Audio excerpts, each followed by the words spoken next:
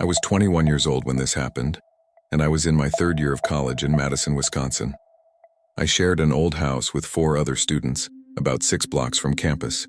It was one of those houses rented to college students with creaky wooden floors, uneven heating, and walls that were way too thin. It wasn't nice, but it was cheap and close enough that I could walk to class.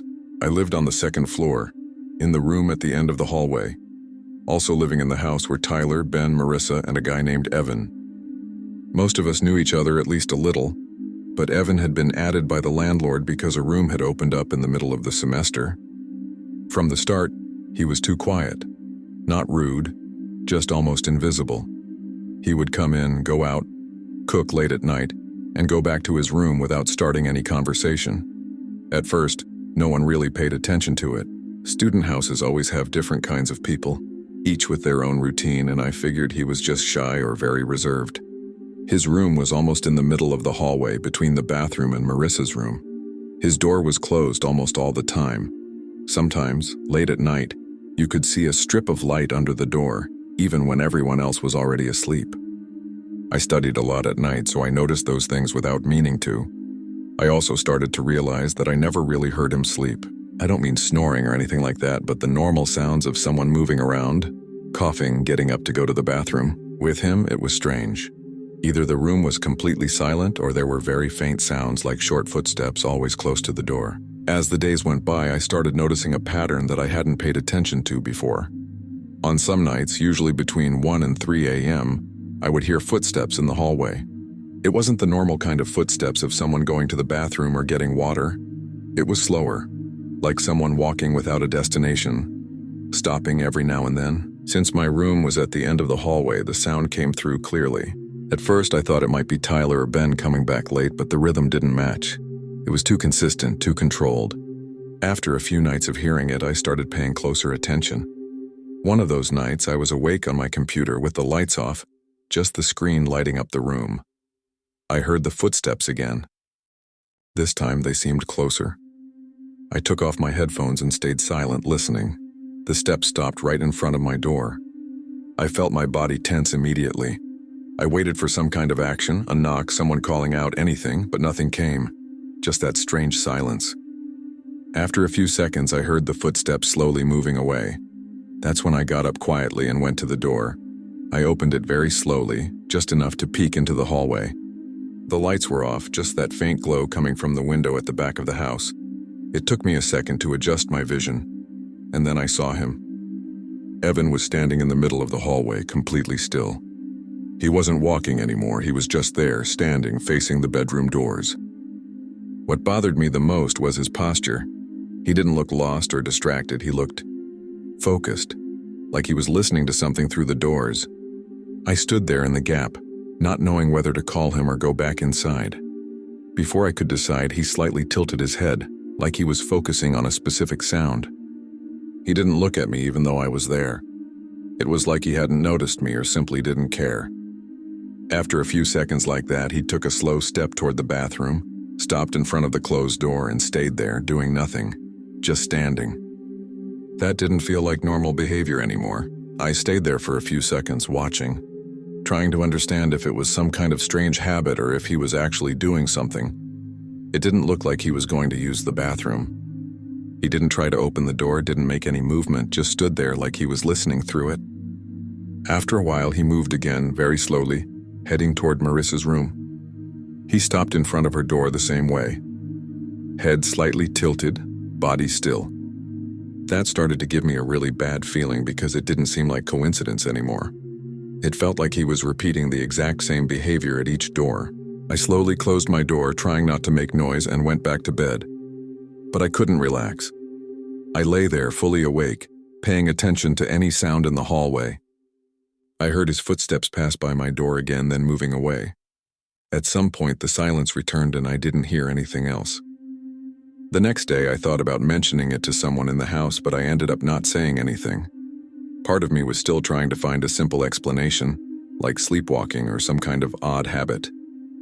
But it didn't feel like someone who was asleep. In the following nights, it kept happening. Not every night, but often enough that I started expecting the footsteps. I began adjusting my routine without realizing it. staying awake longer just to hear if he would leave his room. And whenever it happened, it was the same pattern. Slow steps, long pauses, stopping in front of the doors. One time I heard him stop in front of my room longer than usual. There was no knock, no attempt to open it, just presence. That feeling of someone on the other side standing there doing nothing. That's when I started feeling truly uncomfortable inside my own house. On one of those nights, I decided to go out again to see up close. I waited for the footsteps and opened the door quickly, trying to catch him in the hallway. He was there again, but this time he was closer to my door, standing still. As soon as I opened it, he turned his head toward me for the first time, but he didn't look directly into my eyes. His gaze stopped slightly below, like he was focusing on some point on my face, but without real eye contact. I asked if everything was okay. He took a few seconds to respond, and when he did, he said something too simple. "I just can't sleep." I tried to keep the conversation as normal as possible, even though I was already uncomfortable. I asked if he wanted to get some water, watch something, anything, to make it seem like a normal interaction. He just shook his head slightly, saying he was fine. The way he spoke was strange, not because of his voice, but because of how long he took to respond, like every word was being chosen before being said. After that, he simply turned his body back toward the hallway and started walking, slowly like always. He passed by my room, stopped in front of Tyler's door for a few seconds, and kept going. I stood there watching it happen, not knowing what to do. I went back to my room and closed the door, this time locking it. I didn't usually lock my door at home, never felt the need before, but that night, it felt like the only logical thing to do.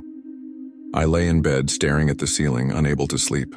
At some point, I heard the footsteps again in the hallway, closer this time. They stopped right in front of my door. My entire body went on alert. I held my breath without realizing it. Then I heard the lightest possible sound, the doorknob being touched. It wasn't a full turn. It was a test. A minimal movement, like someone checking if it was locked. I didn't move. I stayed completely still in bed, eyes open, trying to control my breathing so I wouldn't make any sound. The doorknob moved again, a little more this time. A slow, careful turn, like whoever was on the other side didn't want to be heard. When it didn't open, it stopped. The silence that followed was worse than the sound. I waited to hear the footsteps moving away, but that didn't happen immediately. It felt like he was still there, on the other side of the door, standing. I slowly turned my head toward the door. The hallway light came through a small gap at the bottom, illuminating a patch of my floor. Then I saw a shadow blocking that light. It wasn't a quick movement, it was static, like someone standing very close to the door. A cold feeling ran through my entire body. I kept pretending to be asleep, not moving. After a few seconds, the shadow shifted slightly, like he had adjusted his position.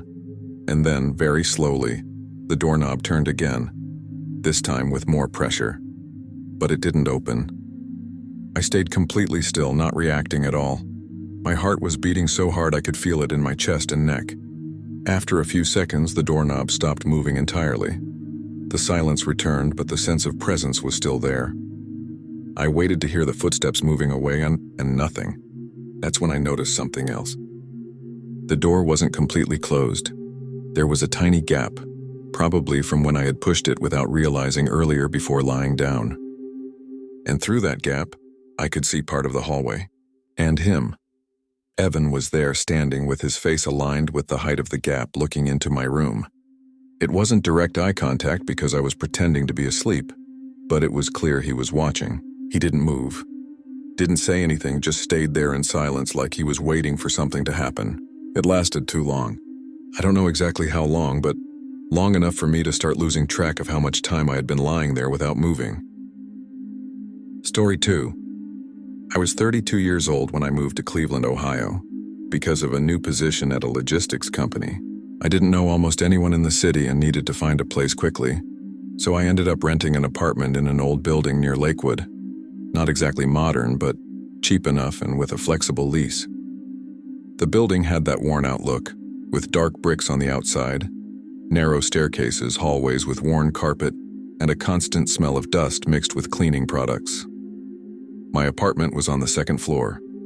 It was small, but seemed good enough for one person.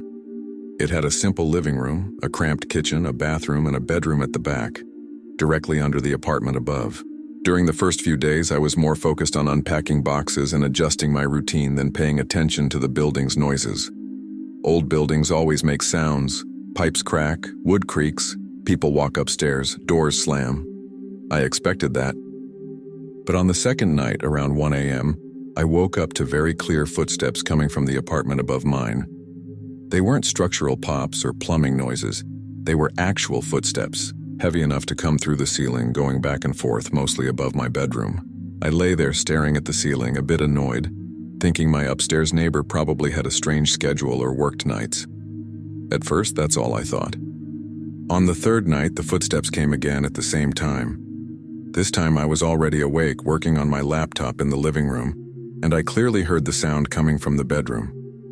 I went there and stood in the middle, looking up at the ceiling.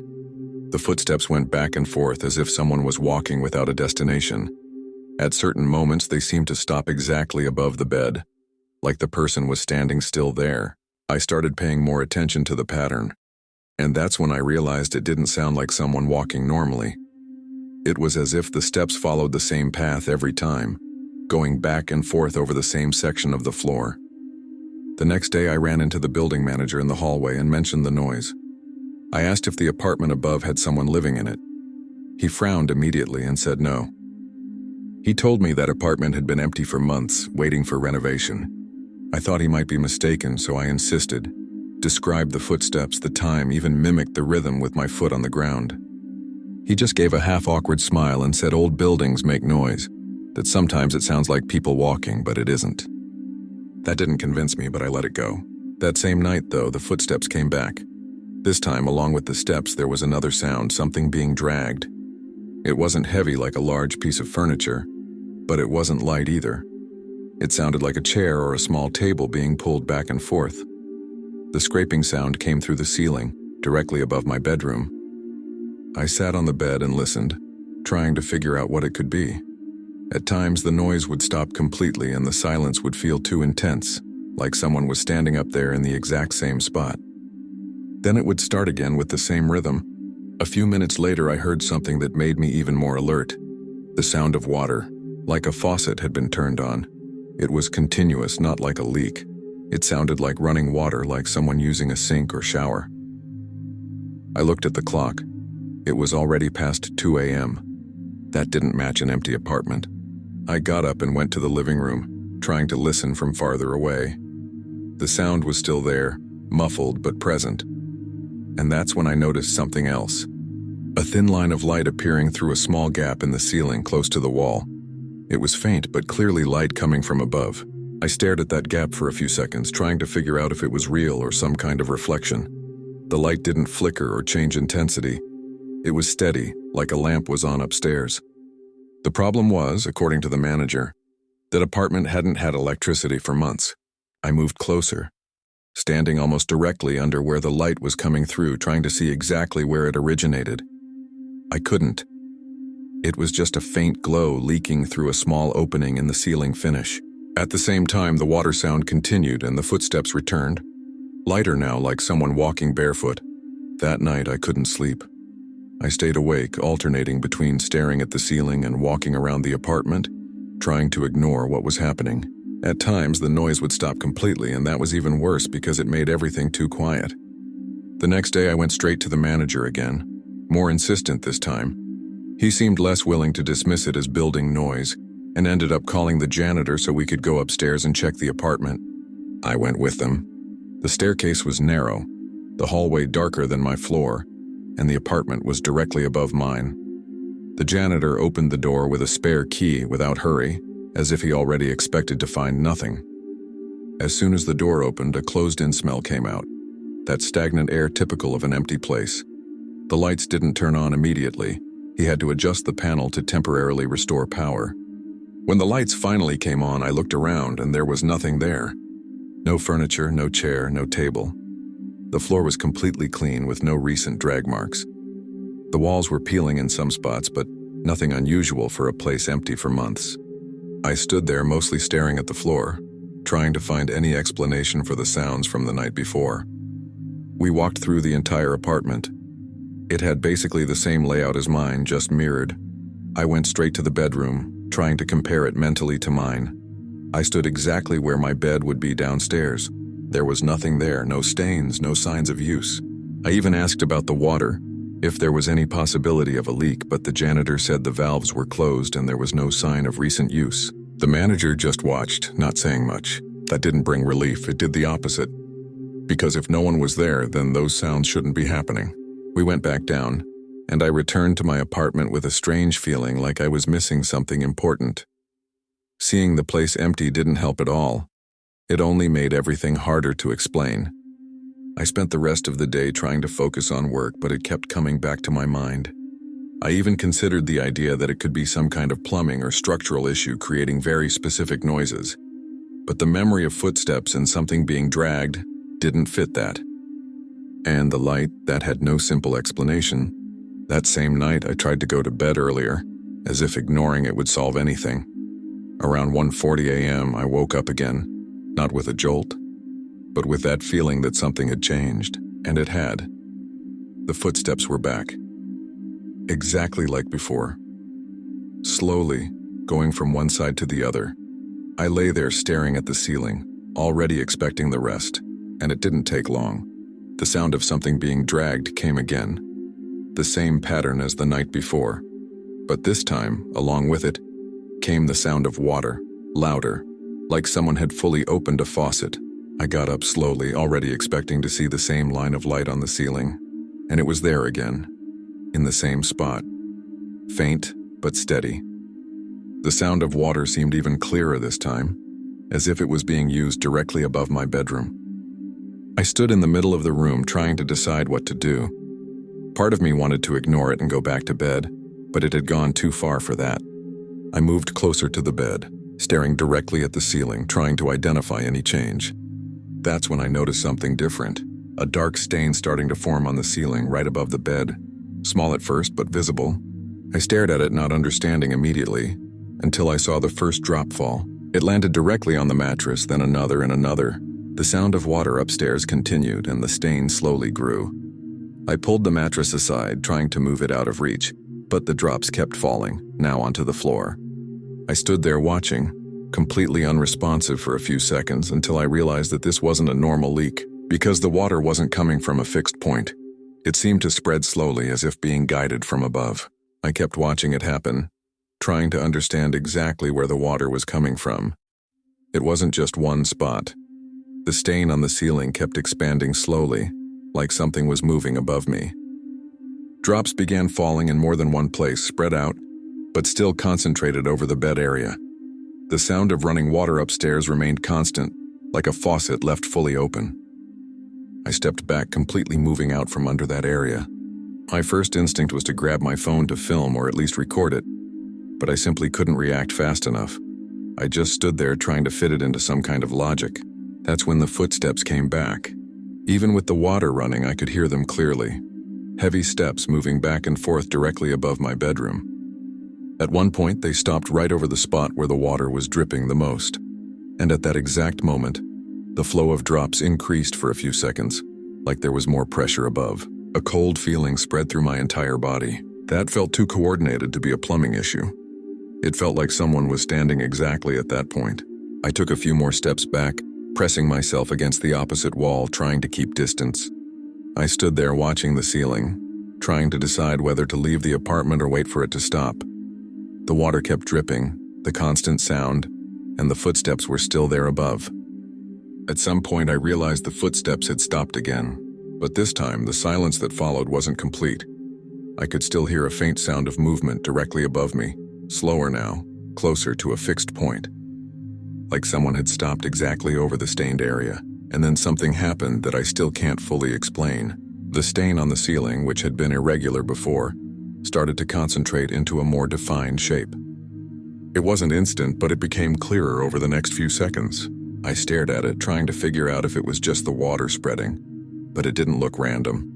It was like a darker outline forming within the wet area. I felt my stomach twist because it didn't look like a normal leak. It didn't look natural. I couldn't take my eyes off it. The water kept running, but now the shape within the stain seemed even more defined. It wasn't perfectly clear, but it gave the impression of something organized, like the water was being directed somehow. I started feeling an urgent need to get out of there, but at the same time my body wouldn't respond properly. I just stood there watching. The sound of water upstairs suddenly stopped, like someone had turned off the faucet. At that same moment, the drops began to space out. Silence returned too quickly. No footsteps, no water. Just the sound of the last drops hitting the floor. I stood there for a while longer, trying to understand if it was really over. And that's when I noticed one last thing that made me leave the apartment right then. The stain on the ceiling was no longer expanding, but it wasn't shrinking either. And in the center of it, where the water had been darkest, it looked like there was a mark of something that shouldn't have been there. Story 3. I'm 25 years old and I live alone in a rented house in Sacramento. It's not a big house, but it's comfortable enough. 1 bedroom, a living room, a kitchen, and a small backyard. I moved there because of work, and since I spend most of the day out, I ended up developing a very predictable routine without realizing it. I left every day at practically the same time, around 7:10 in the morning, got in my car and followed the same route. I never thought that was a problem. It was just routine. The street where I live is quiet, with similar houses, very few people out early, and almost no unusual activity. On the morning this happened, I woke up earlier than usual. I had something to take care of at work and needed to leave around 6:30. It was still a bit dark, that early morning light before the sun is fully up. I grabbed my things, locked the front door, and when I took a few steps outside, I noticed someone standing across the street. At first, I didn't think much of it. Sometimes people walk early or wait for a ride, but there was something different about this guy. He was completely still. No phone, no backpack, nothing in his hands. Just standing there looking in the direction of my house. It wasn't a distracted or random look, it was direct. When he realized I had left earlier than usual, his reaction was immediate. He looked visibly surprised. Not subtle at all. It was the kind of reaction you have when something doesn't go the way you expected. I stopped for a second on the sidewalk, trying to process it. He quickly looked away, like he'd been caught doing something he shouldn't. He shifted his body slightly, like he was trying to make it seem like he was there for another reason. But he didn't start walking, didn't do anything, just stood there a bit frozen. That made me uncomfortable, but at the same time I didn't have any real reason to act on it. I got into my car, and before starting it I looked again. He wasn't looking at me anymore, but he was still there. I drove off, trying not to think about it, but that image stayed in my head the entire way. It wasn't just that someone was looking at my house. It was the way he reacted when I left earlier than expected. It felt like that wasn't part of his plan. On the way to work, I tried to convince myself it was just a coincidence. Maybe he was waiting for someone, maybe a new neighbor, something simple. But the more I thought about it, the less it made sense for him to be standing directly in front of my house at that time, doing nothing. The rest of the day was normal, but I caught myself thinking about it several times. At one point, I even considered going home earlier to see if he'd still be there, but I let it go. I left work around 5:40 p.m. like usual. When I got to my street, everything looked completely normal. No sign of the man. Everything just like any other day. I parked, got out of the car, and walked to the front door. Unlocked it, went inside, and it was only after a few seconds that I felt something wasn't right. The feeling didn't come from a specific detail at first. It was more like that discomfort you get when you enter a place that should feel familiar, but somehow feels off for a reason you can't yet identify. I closed the door behind me and stood still in the living room for a few seconds, looking around. Everything seemed in place, but at the same time, it didn't. My eyes started scanning the objects more carefully. The coffee table, the TV remote, a chair I always left against the wall. And that's when I noticed it. The chair wasn't exactly where I usually leave it. I know that sounds like a small detail, but when you live alone, you notice these things. I always kept it aligned with the table, slightly turned toward the couch. Now it was slightly out of place, like someone had sat there and pushed it back afterward. I slowly walked closer, looking around more carefully. Nothing looked ransacked, nothing was missing, but some things were off. Small adjustments, a book out of position, a glass I'd left in the sink now slightly to the side, tiny things you only notice because you know the space. That's when I felt a real chill go through me. I stood there for a few seconds, trying to convince myself it could just be my own distraction, that maybe I had left things like that without realizing it. But it wasn't convincing. The feeling that someone had been there wouldn't go away. I started walking through the house slowly, checking every detail more carefully. I went to the kitchen, then the bathroom. Everything seemed normal, but with those small differences. Nothing obvious enough to stand out, but enough to make me uneasy. Then I noticed something more clear. The back door was slightly open. Not wide open, not broken, just unlocked and not fully closed. I was absolutely sure I had locked it before leaving. I always lock everything. I moved closer slowly, that kind of tension making you walk slower without realizing it. I pushed the door gently and looked into the backyard. No one was there. The yard was empty, like always. But the fact that the door was like that had no simple explanation. That wasn't a memory mistake. I stood there for a few seconds, staring into the yard, expecting to see movement. Any sign someone might still be nearby. Nothing. Just silence. I closed the door slowly and locked it, checking twice. My heart was already racing, and that feeling of intrusion wouldn't go away. I went back to the living room and picked up my phone, thinking about calling the police, but at the same time I didn't have anything concrete beyond objects slightly out of place. That made me hesitate. It felt like too little to justify a call, but also too serious to ignore. I started going through the house again, this time even more carefully. I went into the bedroom. The bed was made like I had left it, but the pillow was slightly indented on one side, like someone had rested a hand there. I stopped at the doorway, not fully stepping in, just observing. The silence in the bedroom felt heavy.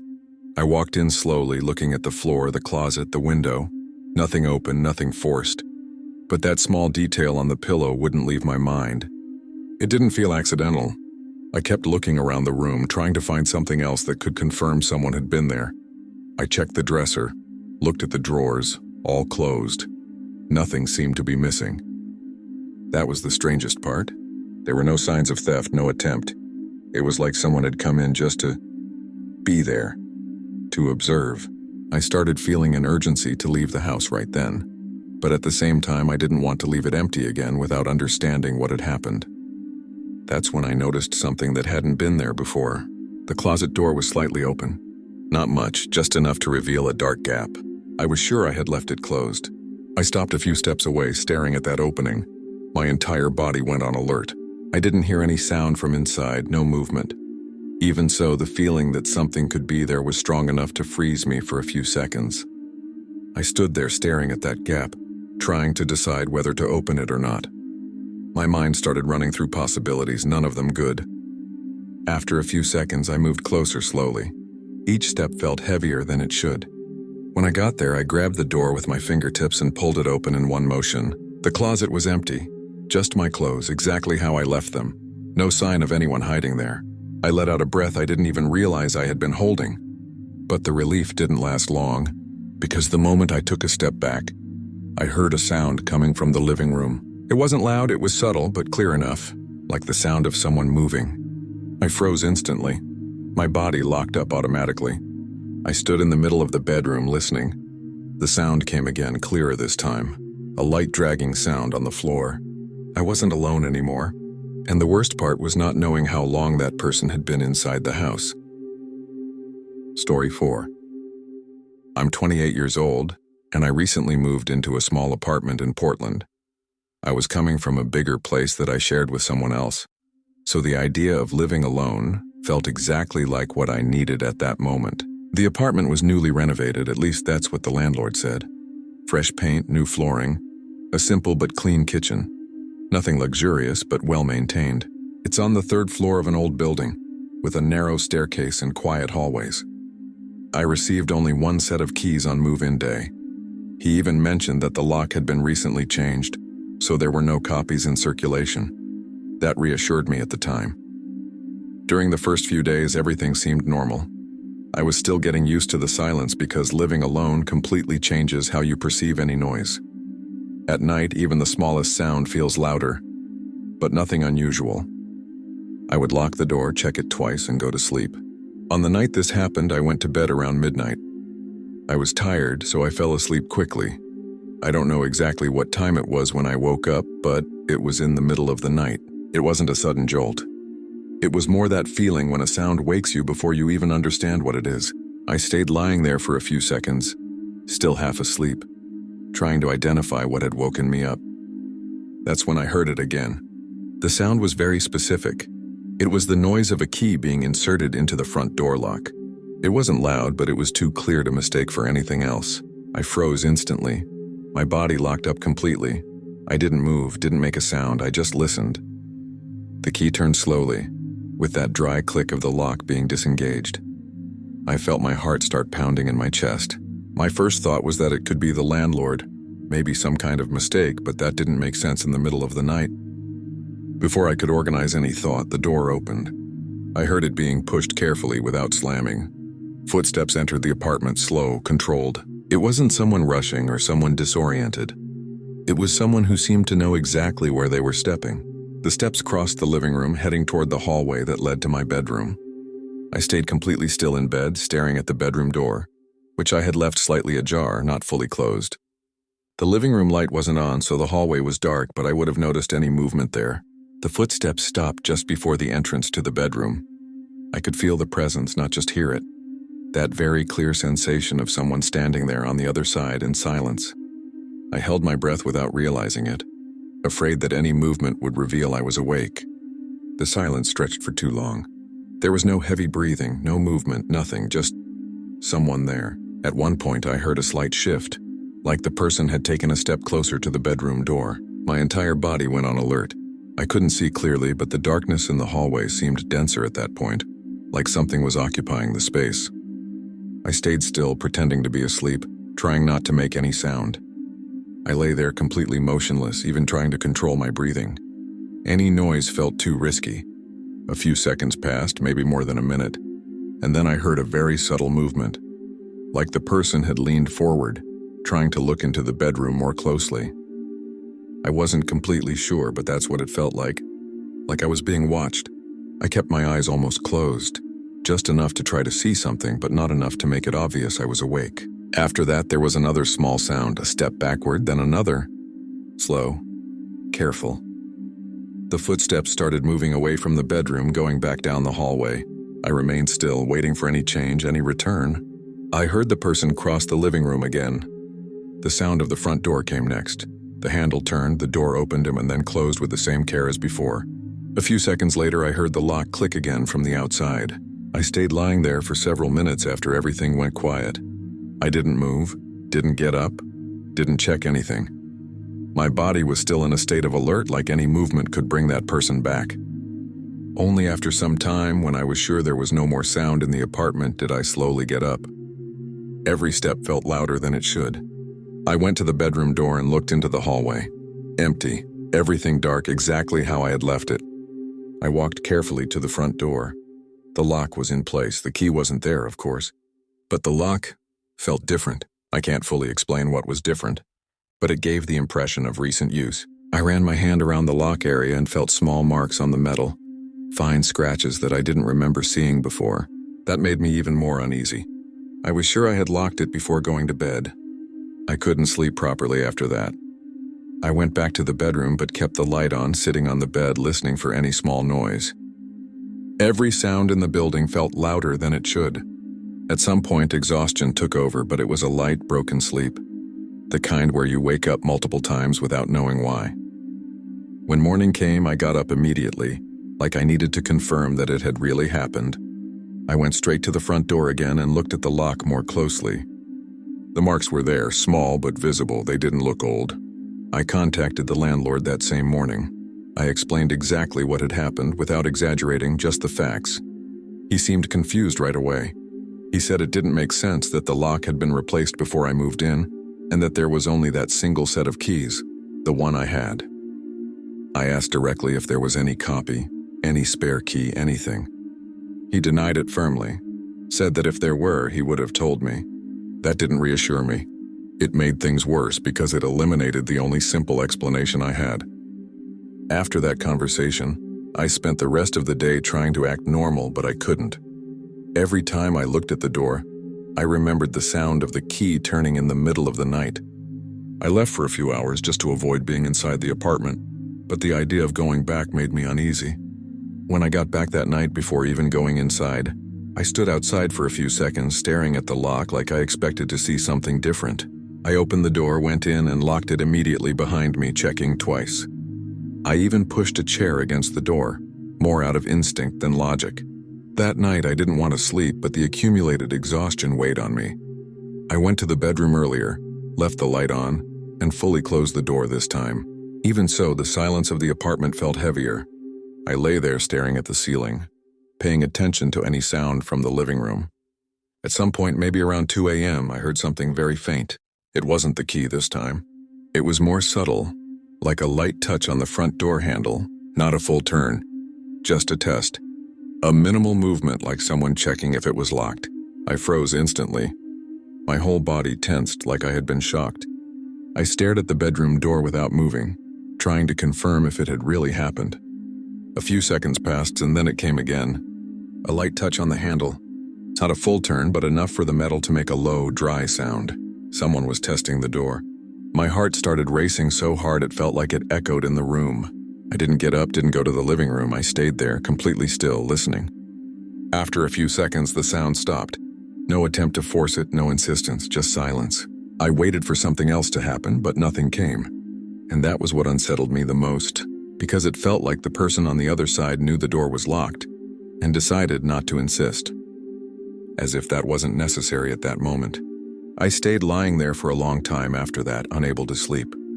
The chair against the front door gave me a false sense of security, but it didn't solve the main problem. Someone had tried to get in, and it wasn't the first time. At some point, exhaustion took over again, but it was that same light sleep full of brief awakenings. When morning came, I got up immediately and went to the door. The chair was still in place, nothing had been knocked over or forced. I unlocked it slowly and opened it. The first thing I did was look closely at the lock. The marks were more visible now, like they had been reinforced. Small new scratches around the cylinder, different from the ones I had seen the day before. They weren't deep, but they were recent. I ran my finger over them and felt the uneven surface. That confirmed what I was already thinking. Someone was trying to use that lock. Someone who didn't have the correct key. Or someone who did, but was still testing it anyway. Story 5. I'm 27 years old, and at the time this happened, I had just moved to Austin because of a new job. Since I didn't know anyone in the city and needed something quickly, I ended up renting a room in a shared house I found through an online listing. The ad clearly stated there were only 2 residents, me and another guy who had already been living there for a few months.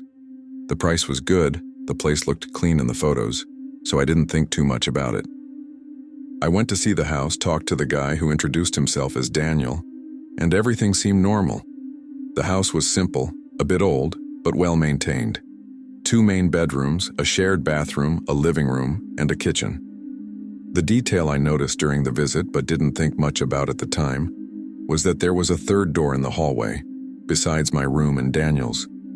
I asked about it, and he answered quickly that it was an old room used for storage, but that it was empty and not in use.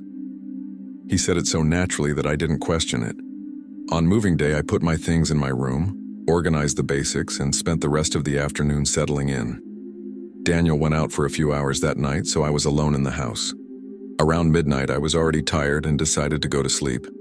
I lay down, turned off the light, and stayed on my phone for a few minutes before trying to sleep. The house was completely silent. That kind of silence you only notice when no one is around.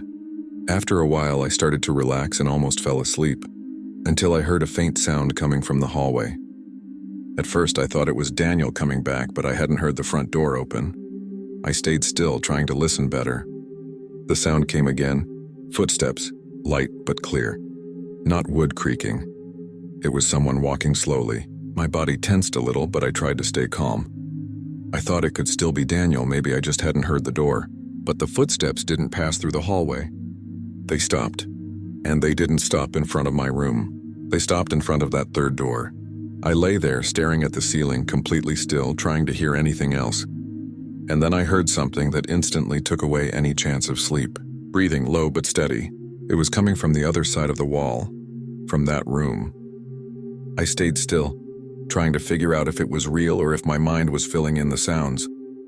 But it wasn't. The breathing was there, constant, like someone awake standing very close to the wall. I held my breath without realizing it, trying to hear better. The silence of the house made everything clearer. Then came another sound, a light dragging noise like something being pushed against the wall.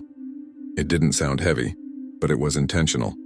Not a random structural noise. At that point, I was fully awake. My entire body was on alert. I spent a few seconds trying to decide what to do. Part of me wanted to ignore it and pretend I hadn't heard anything, but I couldn't. I knew what I was hearing. I slowly got out of bed, trying not to make any noise, and walked to my bedroom door. I put my hand on the handle and hesitated for a second before opening it. The hallway was dark, lit only by faint light coming from the distant kitchen. I opened the door very slowly and stood there, just looking down the hallway. The third door was closed, just as I had seen earlier.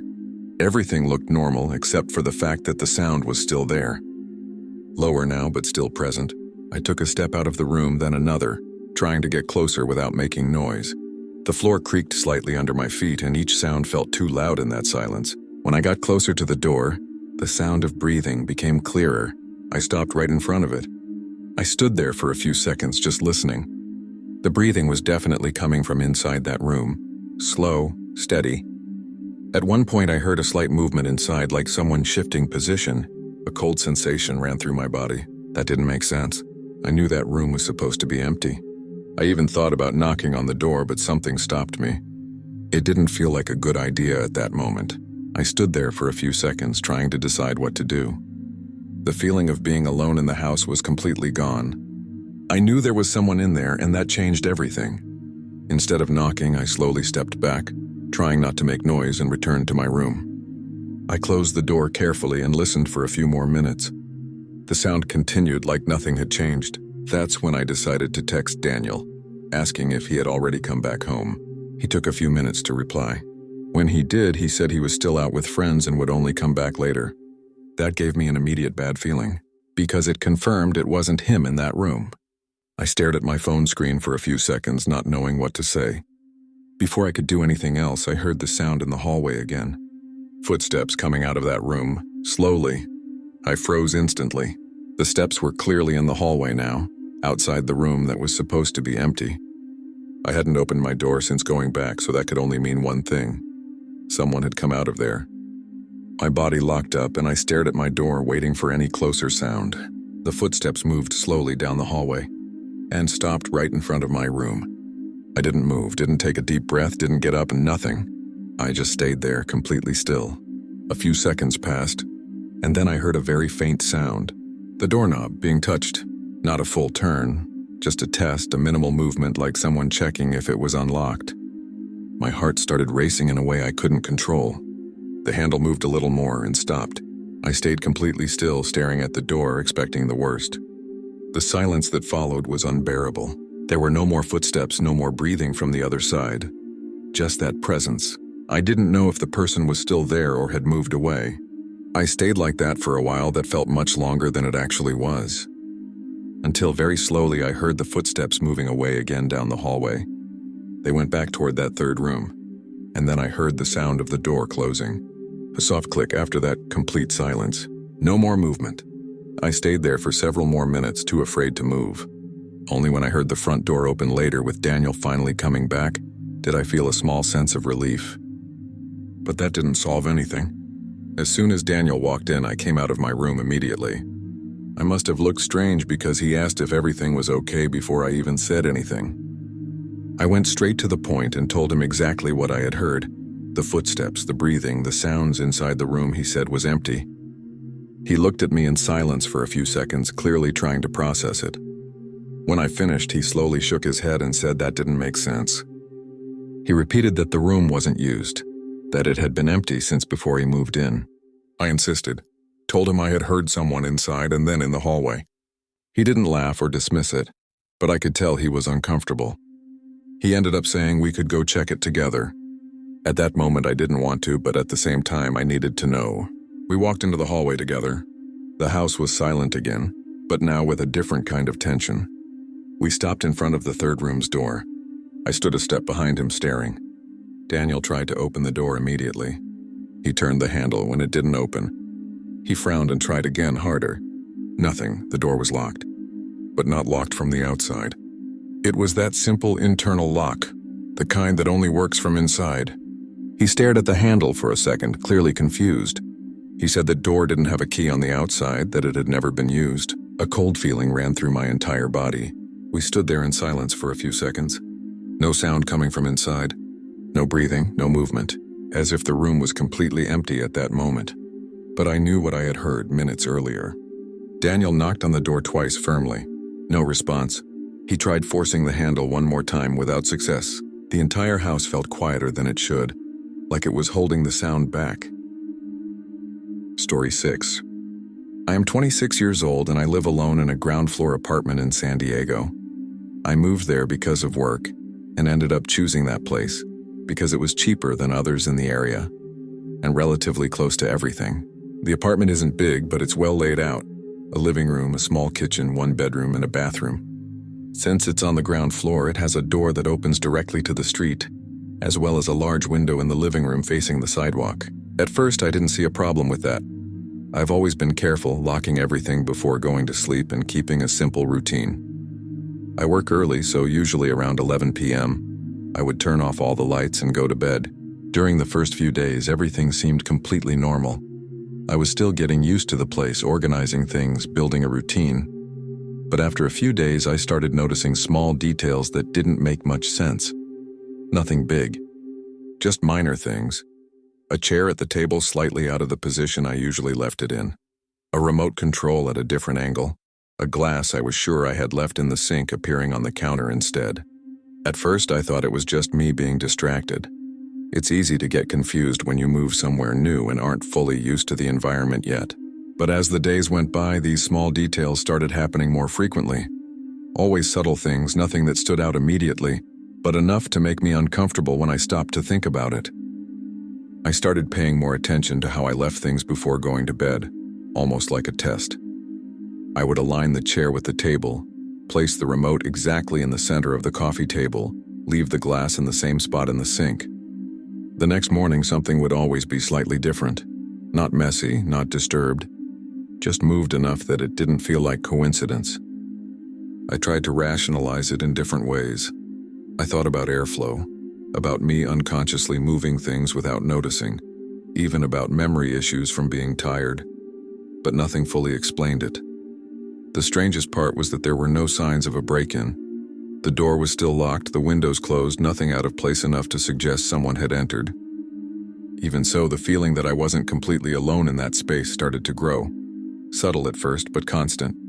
After a few nights like that, I started changing my behavior without realizing it.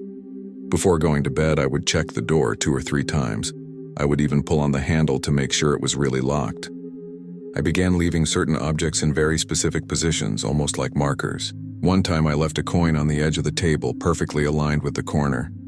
The next morning it had been moved a few centimeters. It hadn't fallen, hadn't rolled. It was shifted, like someone had touched it and repositioned it. That started to bother me in a more serious way.